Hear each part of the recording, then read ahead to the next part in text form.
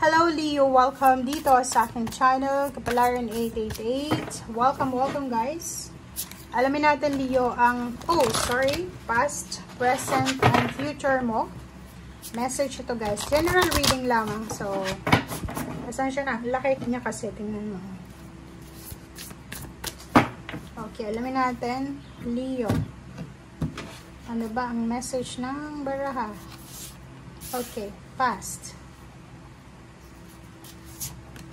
Present, future, okay.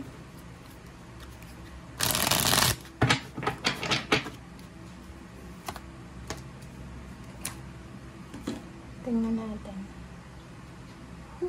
Leo, excited ako sa message mo. Ano kaya ang mensahe sa'yo?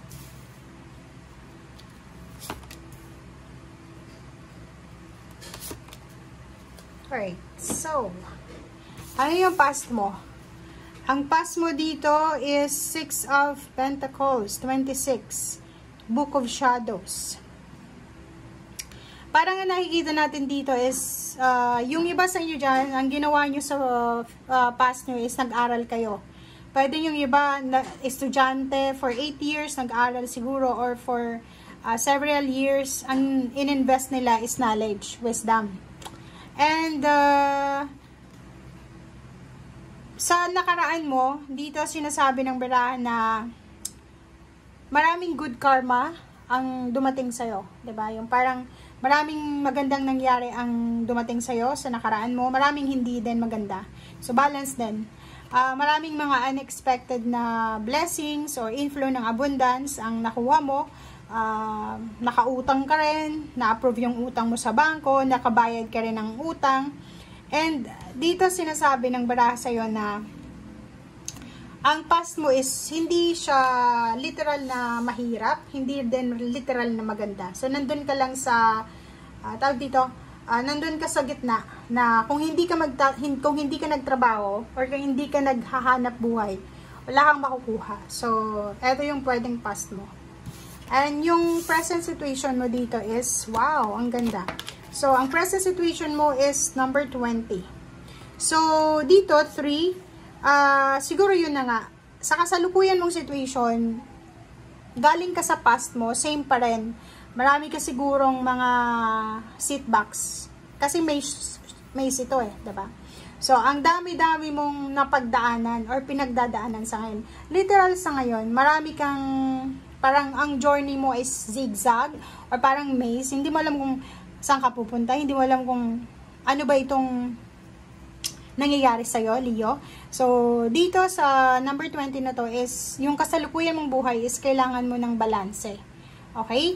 And good news kasi maganda yung baraha mo sa ngayon. Sa kasalukuyan, sinasabi ng baraha na marami kang natanggap or nakuha na balita, magandang balita na pwedeng i-celebrate. Pwedeng maraming nangyari sa buhay mo, may ikinasal, may nabuntis, or may graduate na anak, or may gagraduate na anak, or maraming kailangan na i-celebrate. Kahit na hindi perfect yung buhay, kasi minsan ang hirap ang hirap kumita ng pera, ang hirap hanapin yung success, ang hirap makibagay sa ibang tao, parang ganun. Kasi nasa maze to diba? So, kung ano man itong kasalukuyan mong situation na to, wag kang mag-focus doon sa negative, diba? Wag kang mag-focus doon sa mga hindi mo nakukuha sa disappointments mo, sa mga stress, or sa kung ano man to na hindi mo nakuha, or sa mga bagay na hindi umayon sa'yo, or hindi mo, ano tawag dito? Yung mga hindi mo nakuha, yun yung pinaka-literal dito sinasabi. Still maging grateful ka pa rin. Kasi, may nangyaring maganda, may nangyaring hindi maganda, pero still, maayos pa rin yung buhay mo. Diba? And yung future mo dito, so, 2 of Wands to. So, nasa energy mo to, Leo. Sinasabi na ang future mo is sobra kang magiging ambitious. Okay? To the next level ka Sobra kang magiging bold and ambitious. Nakikita ko siya dito yung partnership, pwedeng magbe-business ka sa future mo. or sa future mo is ikaw at yung partner mo or asawa, kayo ay itutuloy nyo yung dreams nyo.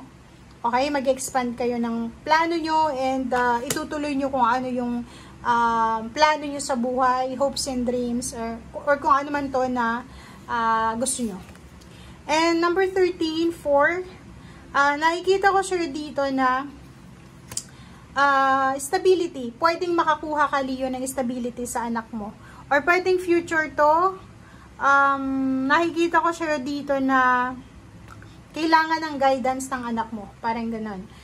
Siguro, kung makikita mo, pwedeng kambal to. So, kung ikaw ay babae, pwedeng in the future, kung pwede ka pang manganak, pwede kang manganak ng 2 babae, or pwedeng isang babae lang. So, how? Or pwedeng magsisimula ka ulit. Kung babae ka, mabubuntis ka ulit. Or magsisimula ka ng from pregnancy or ganito, ganyan. So, ikaw na yung makakapagsabi dito. And, death card. Leo, sinasabi ng baraha mo dito na yon, maraming nagtapos, maraming matatapos, or maraming magsisimula. Ito kasing death card is it's endings and new beginnings. Ito yung baraha na nagsasabi sa inyo na may mga dapat tayong tanggapin sa buhay, 'di ba? May mga nagtapos or may mga bagay tayong sinimulan pero hindi natin nakukuha yung endings. So, yung death card na yan is isipin mo na marami kang kaibigan na nawala sa buhay mo. Yung iba sa inyo, kapamilya, parents, or pwedeng relatives yung nawala. Literal na nawala sila. Isipin mo na ganun talagang buhay. Walang permanente dito sa mundo. Isipin mo na dito sa mundong ibabaw is ganun talaga ang cycle. Kaya nga, di ba, ang journey natin is from buntis, isinilang, parang ganun.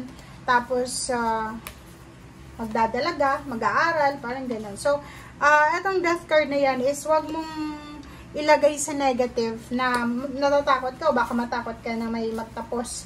Pwedeng yung iba, magtapos yung trabaho, pwedeng may kasalukuyan kang trabaho, tapos bigla kang nawala ng trabaho. Pero, new beginnings naman Pwedeng may magtapos, pero may magsisimula. Pwedeng may magsimula, na posibleng matapos agad. So, ano lang yan, parang it's a confirmation na ang buhay ng tao ay unpredictable, diba? So, wag kang masyadong mag-dwell sa nakaraan mo, wag kang masyadong matakot para sa present situation mo. And at the same time, parang sinasabi ng barahan na maging grateful ka, Leo, kasi etong nangyayari sa buhay mo is parang life experience mo na yun, may pagbabago na kailangan na gawin. So, kailangan natin na gawin kung ano yung gusto natin. Okay? Break free of procrastination, guys. And i-release mo yung mga old belief mo. And iwasan mo yung pagiging negative and yung balanse. Kailangan natin ng balanse. Pag may mga mistakes tayo, tanggapin natin yon. Kasi yun yung maturity, doon yung lumalabas yung maturity pag hindi tayo nagagalit or hindi tayo naiinis na kinokorek tayo ng mga tao sa paligid natin. Okay? And sinasabi sa'yo ng death card na yan na ano man itong pagsubok na pinagdadaanan mo sa ngayon, huwag kang masyadong mag-alala kasi matatapos at matatapos din yan. Walang nagsimula na hindi matatapos and wala din na natapos na walang sisimulan. Okay? Thank you guys. Bye!